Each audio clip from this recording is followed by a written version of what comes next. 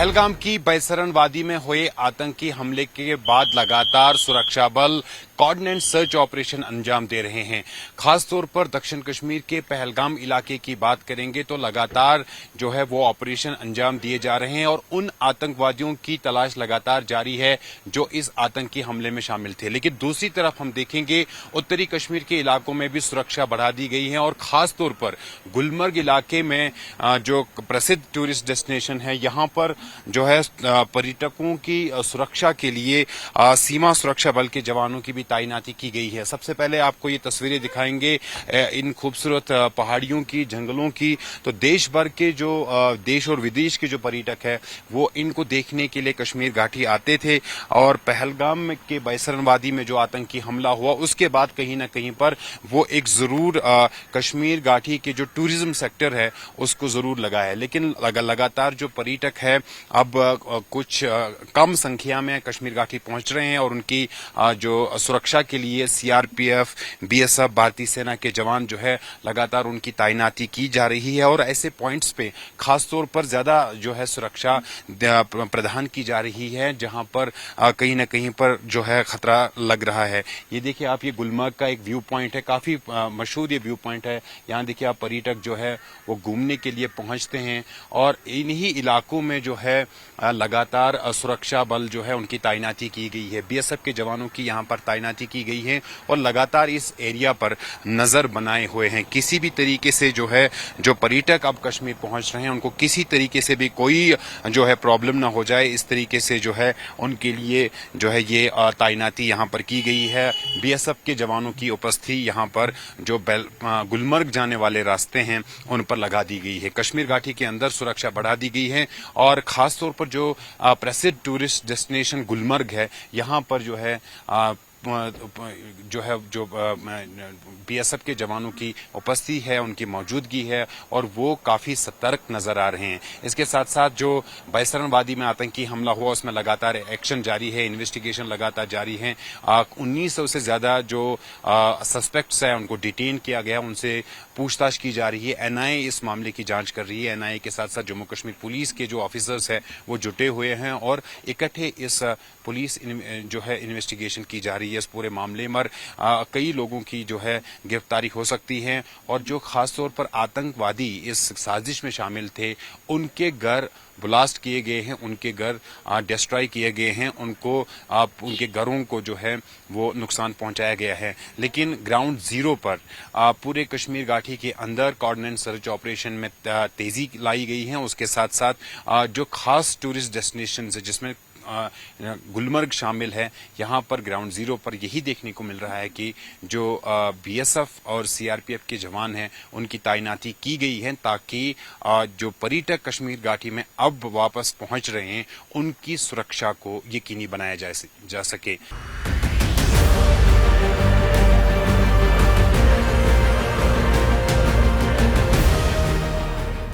देखिए, जिन्होंने ये टेररिस्ट अटैक किया वो 4 या 5 उग्रवादी जो थे वो आज नहीं तो कल मारे जाएंगे।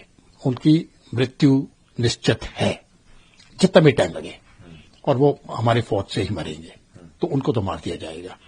उनके जो हैंडलर्स हैं उनको पकड़ के जेल में भेज देंगे। जो लोकल अंडरग्राउंड ओवरग्राउंड या अंडरग्राउंड सपोर्टर्स कश्मीर में है उनको पकड़ के सजा होगी। जो सपोर्टर्स पाकिस्तान में है उनको भी नहीं छोड़ा जाएगा। लेकिन इससे बड़ी चीज हमको करने की आवश्यकता है। ये तो छोटे लेवल पर मोहर है, ये जैसे चेस पीसेस में पॉन कहते हैं इनको। ये ऑपरेशन प्लान किसने किया और एग्जीक्यूट किसने करवाया, आदेश किसने किया? ये आईएसआई के बगैर और कोई नहीं कर सकता है। और अगर आईएसआई ने इतना बड़ा ऑपरेशन किया तो डीजी आईएसआई कम से कम उसकी अथॉरिटी है। और अगर डीजी आईएसआई ने ये आदेश दिया है तो वो अपने सेना अध्यक्ष से परमिशन देके ही किया होगा, और अगर सेना अध्यक्ष ने किया तो वो अपने प्रधानमंत्री से किया होगा। तो ये 3 लोग इसमें शामिल हैं। प्रधानमंत्री पाकिस्तान के शहबाज शरीफ, उनके चीफ और उनके डीजी आईएसआई मुनीर। ये तीनों लोग शामिल हैं और इनको सजा लगाना मैं समझता हूं बहुत जरूरी है। लेकिन पाकिस्तान इससे दरकिनार कर रहा है कि नहीं, इसमें पाकिस्तान का कोई हाथ नहीं है। पाकिस्तान के विदेश मंत्री हैं इशाक डार, उन्होंने बताया है कि इसमें पाकिस्तान का कोई हाथ नहीं है और पाकिस्तान ऐसे जो आतंकवादियों को पनाह नहीं देता है, और साथ में कहा कि हो सकता है वो स्वतंत्रता सेनानी हो। ये पाकिस्तान की तो पुरानी आदत है। जब उसामा बिन लादेन की पहचान की जा रही थी, ढूंढ रहे थे, पूरा अमेरिका और पूरी इंटेलिजेंस एजेंसी ढूंढ रही थी और पाकिस्तान ने साफ कह दिया हमारे पास नहीं है, तब उसामा बिन लादेन पाकिस्तान के काकूल मिलिट्री एकेडमी के बिल्कुल नजदीक एक घर में रह रहा था और वहां से फिर उसको पकड़ के मारा। पाकिस्तान तो हमेशा डिनाई करेगा ही। पाकिस्तान ने 26/11 की मुंबई अटैक को डिनाई किया। हमने कासब को पकड़ा, कासब का एड्रेस दिया, सब पाकिस्तान का दिया, फिर भी उनकी तरफ से डिनायल है।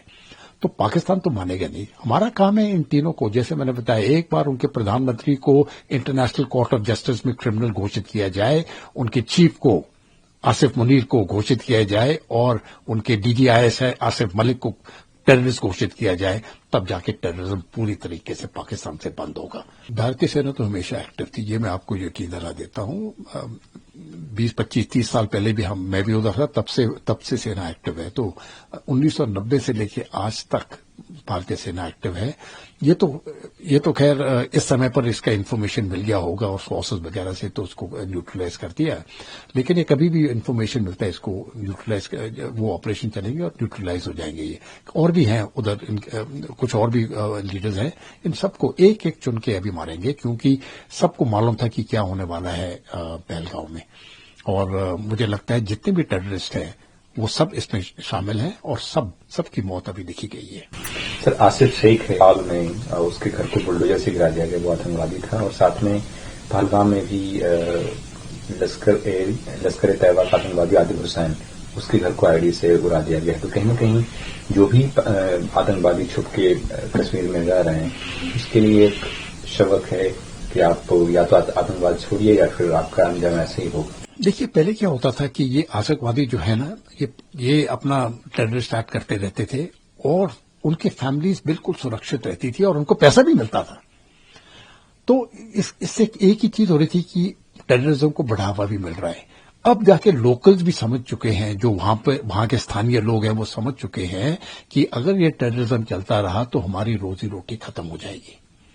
वो अभी इनको नहीं चाहते हैं और एक मैसेज के तौर पर ये जा रहा है और ये बड़ी स्ट्रांग मैसेजिंग जा रही है, क्योंकि मैंने खुद देखा है। और ये कोई पुरानी बातें, कुछ दिन पहले ही कुछ लोग आए थे इधर, जो वो साफ कहते हैं कि अगर हमारे बेटे इसमें जाते हैं, हम पूरी कोशिश करते हैं अपने बेटों को बताना कि इस रास्ते पे मत जाओ, और अगर चला भी जाता है वो फौज को रिक्वेस्ट करते हैं कि साहब उसको पकड़ के वापस ले आओ, वो गलत रास्ते पे जा रहा है। तो ये तो जो सीनियर सिटीजन हैं वहां पर, जो 40-50 साल की उम्र के हैं, उनके बच्चे 20-22 साल के हैं और इस रास्ते में जा रहे हैं, वो बहुत दुखी हैं।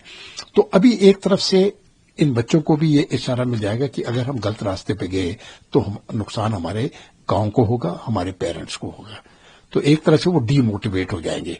तो ये मैं समझता हूं एक बड़ी, जो भी उग्रवादी है उसका कोई भी सपोर्ट किसी भी तरह से नहीं होना चाहिए, ना तो गांव से, ना तो स्टेट से, ना तो डिस्ट्रिक्ट से, ना तो भारत से।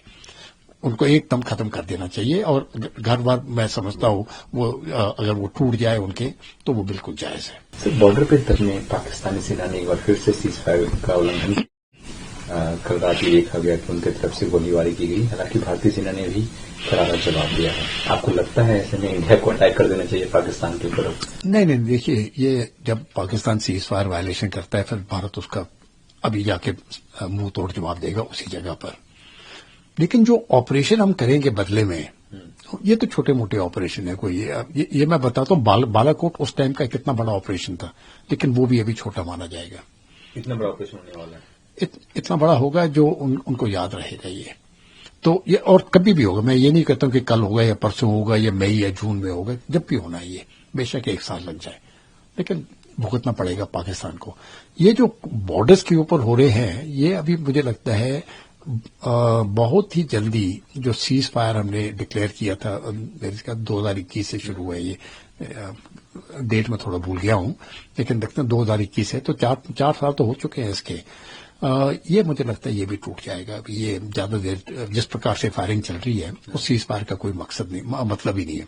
वैसे भी सीज फायर जब मैं समझता हूं, जब वो ड्रोन्स भेजते थे सीज फायर तो पाकिस्तान ने तभी जब ड्रोन्स भेजना शुरू कर दिए बॉर्डर पार तभी सीज फायर खत्म हो गया। अगर जब वो फायरिंग करते हैं उग्रवादियों को अंदर लाने के लिए तब भी सीज फायर खत्म हो गया है। ये मुझे समझ नहीं आता हम चला क्यों नहीं है इसको। ये सरकार की बहुत अच्छी पहल है, क्योंकि एनआईए एक स्पेशलाइज्ड एजेंसी है जिसका काम ही टेररिज्म की इन्वेस्टिगेशन करना है।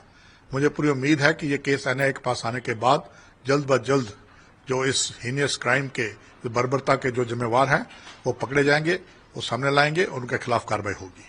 तो जो टेररिस्ट एक्टिविटी में जो हैं उनको, उनके घर को डिस्ट्रॉय किया जाए, किस तरह से देखते हैं इसको? देखिए, लोगों की रिएक्शन इसके ऊपर जो है वो डबल रिएक्शन है। कुछ लोग कहते हैं अच्छा हुआ, कुछ लोग कहते हैं नहीं अच्छा हुआ।